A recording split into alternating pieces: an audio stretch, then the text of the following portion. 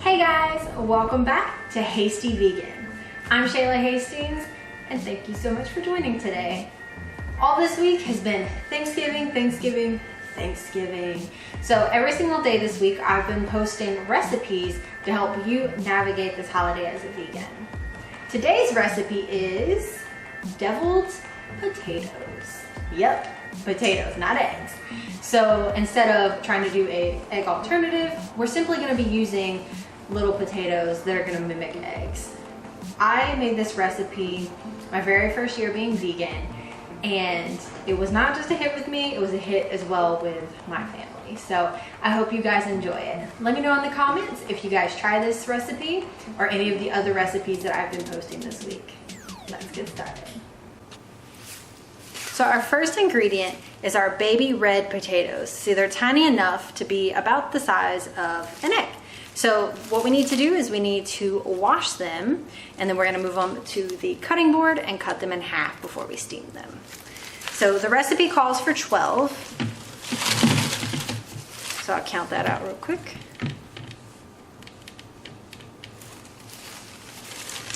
And I'm gonna use the biggest ones that give me more of an eggy feel, that aren't gonna be hard to scoop out the insides.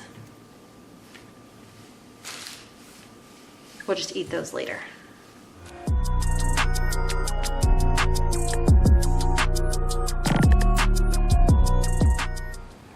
So the next step is to cut our potatoes in half. I'm gonna do it in a way that gives me the most egg-like shape.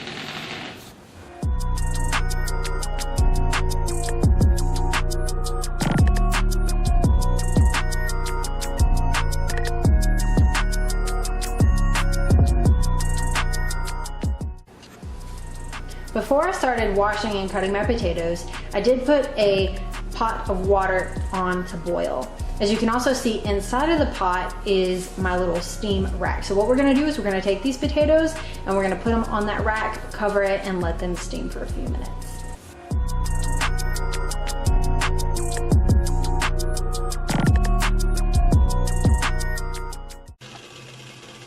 All right, everyone, it's time to test our potatoes to see if they are steamed through. So right now it's been on for about 20 minutes. I think a faster way might have been to put it in the microwave, or any other quick tip you have for steaming your potatoes. But the first tip that I'm gonna say is move this off of the eye. Steam can be very dangerous. I'm gonna go ahead and turn that off. But steam can be very dangerous, so you don't want it to be steaming on your hand and burn you as you're testing these. So, yeah, see that? I'm actually just gonna flip it like that. All right, so I've already been testing throughout to see how long it would take. And so when you test it, you'll test in the middle. Be careful not to get on the outside as you're testing, because you're scooping out the middle here, but you want the outside structure to remain intact to be able to hold your filling. So of course, it seems like the ones on the bottom got a little bit more steam through than the ones on the top, but I think this will be fine. All right. So let's go ahead and get started with scooping these out and making our mixture. All right, so I moved the potatoes from the pan onto our cutting board here, and I did give them a minute to cool off so that way they're not too hot to touch, because I do need to hold them to then scoop out the insides to make our filling. A melon ball tool, a melon scooper, there you go. A melon scooper would work perfect here, but since I don't have one of those, I'm using my half teaspoon little spoon here to scoop out the center, since we are working with such small real estate here. So you want to be able to scoop that out and put it in, and you're going to do that for all of them.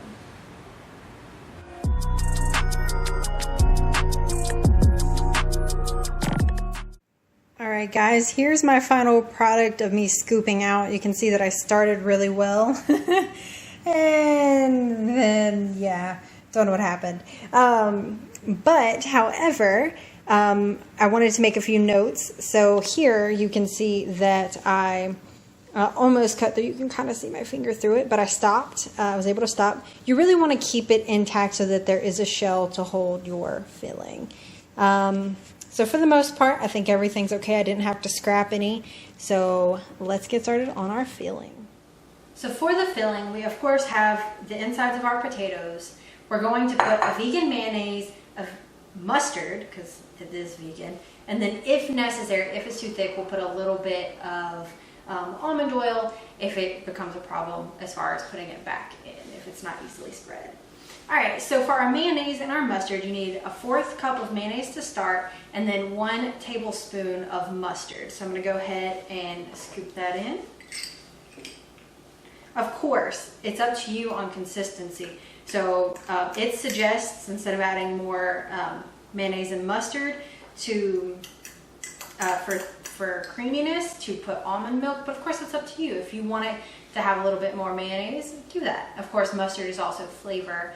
So when it comes to taste testing, that's something that you're gonna wanna make to your liking. So I'll get a spoon and get the rest of that out in just a second.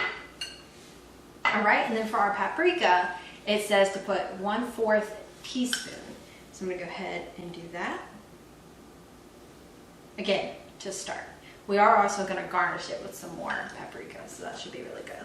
And then I'm gonna put a little bit of salt and pepper in it. It's just to taste, so I'm just gonna put a few dashes in and then taste once we get it all mixed up.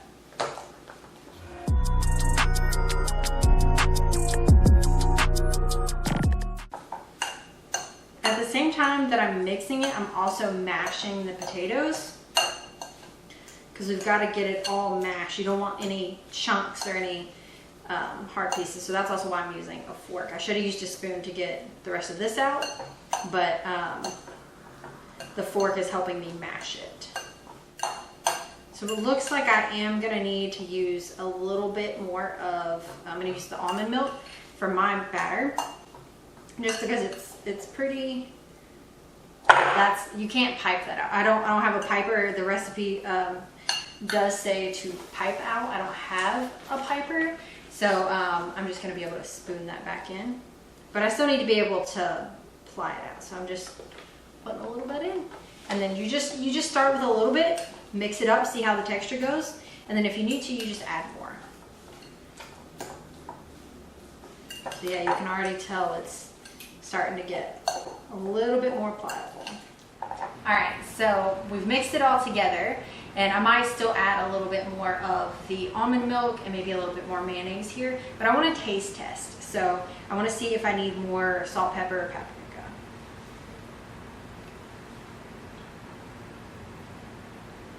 Yeah, it's getting a strong mustard flavor currently. I'm not a huge fan of mustard, but I know that, you know, if you add more mayonnaise, you add more seasonings, it'll override that specific flavor. Because I know I do like this recipe. I just don't want it to taste like mustard. So I'm going to choose to put a little bit more mayonnaise, and let me grab a spoon.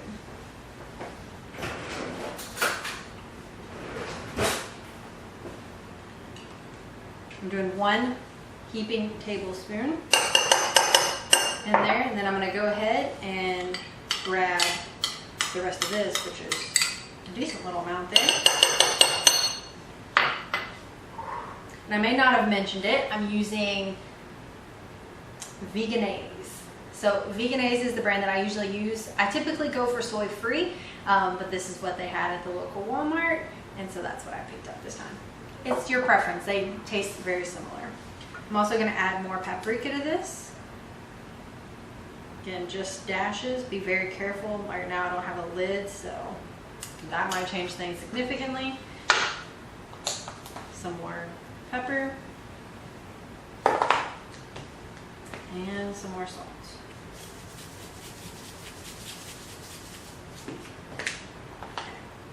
Let's get back to starter. All right, so I just taste tested it again after adding those ingredients. And to me, it still needs like a kick of seasoning. So being the Cajun girl that I am, this is not sponsored. I use Tony Chachere's all the time. This specific one is the More Spice Creole seasoning. It's gonna give it a little bit more of a kick, which I like. Not too much, that I can still share it with people who don't like spiciness. But I got rid of the mustard flavor. It's now creamy, but I want some seasoning. So I don't know if you guys can see that, but I've covered it with the seasoning. So I'm gonna stir that and taste test again. All right, so that worked. I put the Tony Chachere's in it, and I did put a little bit more mustard to give it that true deviled egg filling taste, which of course is a little bit more mustardy. So now what I'm gonna do is I'm going to spoon these into here. I might try a bag pipe kind of rig, if you will, by taking a Ziploc bag, putting it in there and trying it. But I think quicker would be just to spoon it in. So let's get started doing that. All right, guys, I just tried one out using the piping method that I was saying. I took a Ziploc, put everything inside, and then I cut a little tiny tip off, smaller, about the size of a dime, if not smaller. So really, and I was able to really pipe it in, which is really cool. So I'm actually gonna go forward with that technique. It was really quick, actually. So I'll show you guys one. So just squeeze the bag. I mean, I'm not a technical, the technique might be off, but you know, it may not be as pretty, but it's prettier than just spooning it in. That's really cool. So I'm gonna do the rest of them and then show you guys the end results. Here they are, all plated up. So one note here is to not over taste test. I say that because I was 3 potatoes short, little half potatoes, so which is perfect because they didn't fit in my pan anyways. But just be careful when you're taste testing to not use up too much of the filling or you won't have enough to go to all of your little potatoes. So I piped them in, which I think they look good. I poured a little bit of paprika across the top, and I also garnished with parsley. All right, so you never want to miss a taste test.